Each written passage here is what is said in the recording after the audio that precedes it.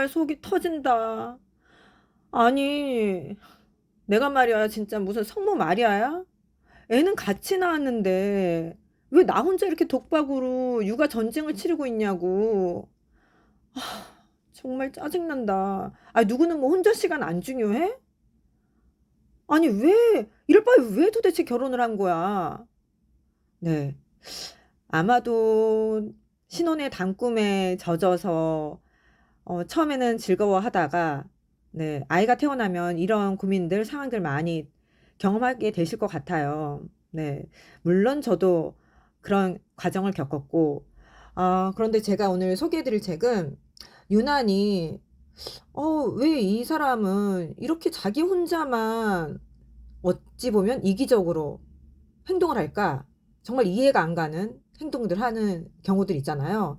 회사에서도 다른 사람과 어울리기보다는 혼자만의 네, 독립되어서 고립되는 행동을 하는 사람들, 그리고 심지어 가족 모임인데도 아니 여기는 시댁이고 너의 주 영역 활동 근거지인데 왜 방에 혼자 들어가서 나는 시월드에 나와서 이렇게 이야기를 하고 맞장구를 쳐주고 저 사람은 저렇게 저 방 안에 혼자 있을까? 왜 섞이지 못할까? 네, 이런 고민들 혹시 겪어보신 분 있나요? 네. 저는 이 책을 읽으면서 그 전에 그런 이야기 들으면은 힘들겠다. 왜 그러냐? 그냥 이기적인 거 아니야? 한편으로는 어릴 때 뭔가 상처가 있었나 보다 유치는 했지만 이 책에서만큼 명확하게 그 유형을 이해하는 것은 네, 처음이었어요. 그래서 내 남편, 내 남자친구의 유형이 이런 유라면 적극적으로 추천해드립니다. 나는 왜 혼자가 편할까? 네. 오카다 다카시의 책이고요. 뒤에도 나오겠지만 정말 이런 유형, 회피형에 대한 설명이 잘 되어 있어요. 어, 혹시나 촉이 빠르신 분은 아시겠지만 저자 역시 회피형이었다. 그래서 이 회피형 유형들이 성장을 해서 자녀를 낳았다. 그렇다면 이 자기 자신의 자녀 또한 양육하는 거에 있어서 회피하는 성향이 나타날 수 있다라는 거죠. 참 안타깝죠. 이제 저는 가장 최근에 이 사례를 접하게 되었는데 예를 들어서 신촌하고 이대가 굉장히 가깝잖아요. 걸어서 가도 될 만한 한 정거장 지하철 거리. 그런데 시댁과 신혼부부 집이 이 한 정거장 사이를 두고 이 신혼부부가 만약에 2대 있다면 시댁 어르신들은 네, 시골에 있는 뭐 부산이든 울산이든 광주든 본인의 그 넓은 집을 팔고 그 신혼부부 집 근처에 집을 마련하신 거예요. 그 이유는 아들 내외에 자녀를 양육하기 위해서. 그래서 저는 그 얘기를 듣고 아니 그러면 그 아들 내외분이 되게 집이 멀리 있나 봐요 했더니 한 정거장이라는 거죠. 그래서 아니 그러면은 아이 그럼 매일매일 오는 것도 좀 번거로울 텐데 그래서 얼마나 자주 오냐 했더니 네 주말마다 와서 아이 얼굴 보고 골프 치러 가고 취미생활 하고 그런다는 거예요. 그래서 와서는 이뻐하는데 그래서 아니 이거는 참 맡긴 젊은 부부 입장에서는 정말 편하겠죠. 그냥 날로 부모가 되는 셈이죠. 근데 이렇게 되면 사실은 독립적이지 못한 부부인데다가 어르신들은 어르신대로 좀 그렇겠구나. 네, 참 아이도 아이대로 할머니 할아버지도 정말 끔찍하게 사랑해 주시지만 이 또 부모의 사랑은 또 그 나름의 역할이 또 부분이 필요한 거잖아요. 그래서 참 안타깝다. 그래서 좀 잘 해결이 됐으면 좋겠다는 생각을 했는데 어쨌든 제가 여기서 말씀드리고자 하는 것은 네, 이 커플의 그 며느리 되시는 분도 그러더라고요. 시어머니께서 얘기하시는데, 어릴 때부터 이제 해외에서 공부를 많이 한 것 같아요. 그래서 부모와 떨어져 있다 보니, 자기 둘째 아들은 이렇게 하지 않고 살 부대끼면서 자란 며느리를 드리고 싶다. 그 얘기를 하시더라고요. 근데 뭐 사람이 뭐 아들이 사랑에 빠졌을 때 그런 걸 다 어떻게 감안하고 하나요? 어쩌겠어요. 그래서 며느리도 며느리 나름대로의 이 애착이 정확하게 바르게 안정 애착으로 되지 않아서 그런 거일 수 있겠구나 라는 생각을 했습니다. 그래서 애착이 정말 중요한데 음, 앞에서 설명드렸던 그 부분 있잖아요. 심지어 이 회피형들은 이렇게 생각을 한대요. 공감 능력까지 떨어지게 된다면은 배우자가 굉장히 무거운 짐이라는 거죠. 왜냐면 자기 혼자만의 시간이 제일 중요하기 때문에 끊임없이 누군가와 함께 시간을 보내야 하는 것을 고문처럼 느낀다는 거죠. 그래서 혹시라도 이 회피형 남편으로 인해서 힘든 시간을 보내고 계시다면 이거는 이 사람이 나를 싫어해서가 아니라 이 사람이 그만큼 아팠구나, 상처를 많이 받아서 그랬구나 라고 조금 분리를 하시는 게 중요할 것 같아요.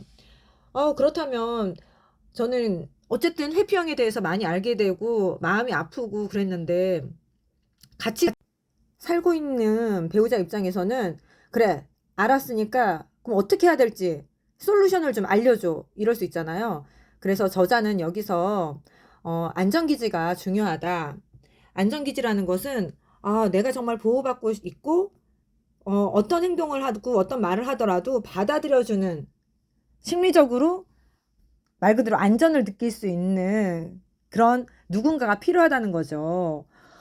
그래서 전 사실 만약에 남편이 회피형이다.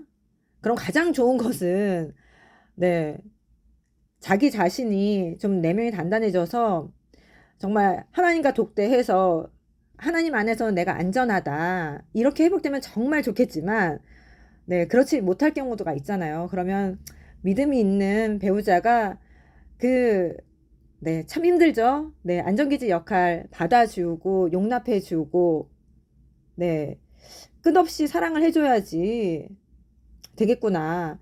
그러려면 배우자도 정말 예수님 안에서 날마다 죽고 날마다 살아야 되는 그 방법밖에 없겠다.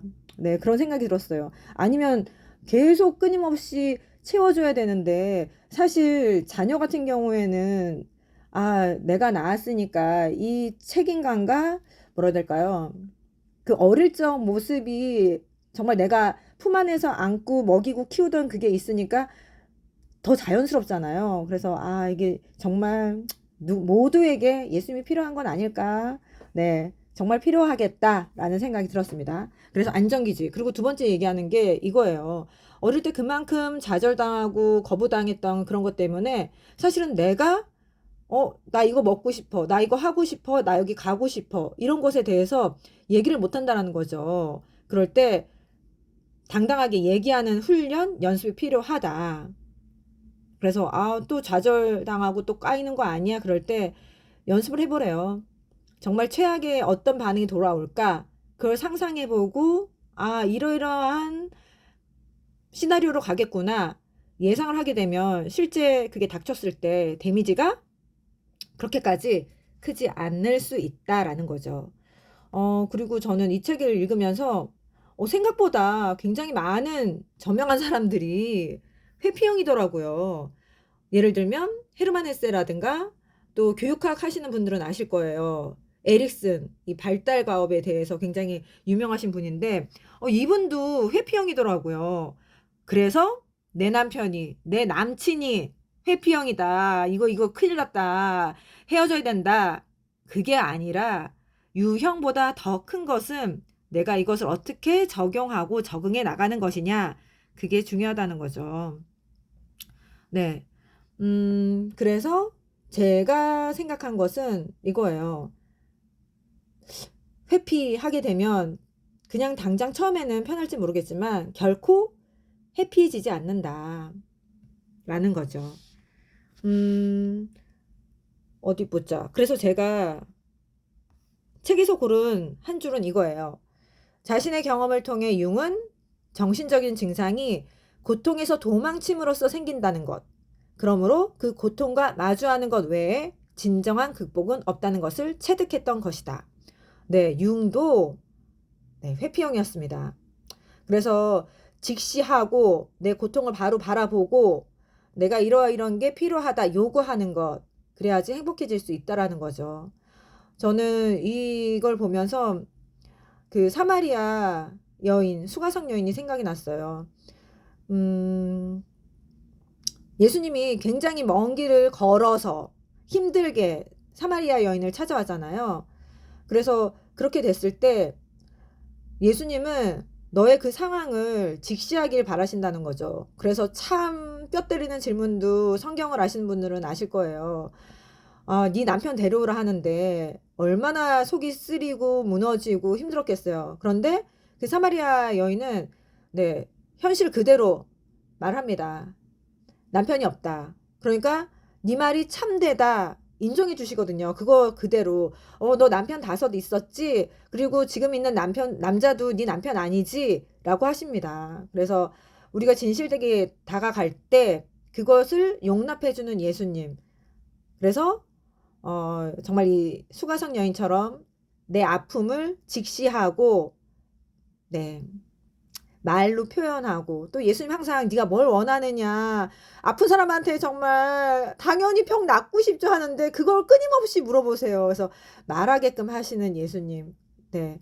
이래서 네, 모든 해피형과 모든 와이프에게는 정말 예수님이 필요한 것 같습니다. 네, 모두 직시하시고 요구하시고 네, 해피 네, 행복한 하루하루 살아가시면 좋을 것 같아요. 네, 지금까지 나는 왜 혼자가 편할까? 오카다 다카시의 책을 살펴보았는데요. 도움이 되셨나요? 그렇다면 여기서 잠깐 좋아요와 구독을 꾹꾹 눌러주세요. 네, 책이 궁금할 땐 클럽으로 오세요. 조이북 클럽.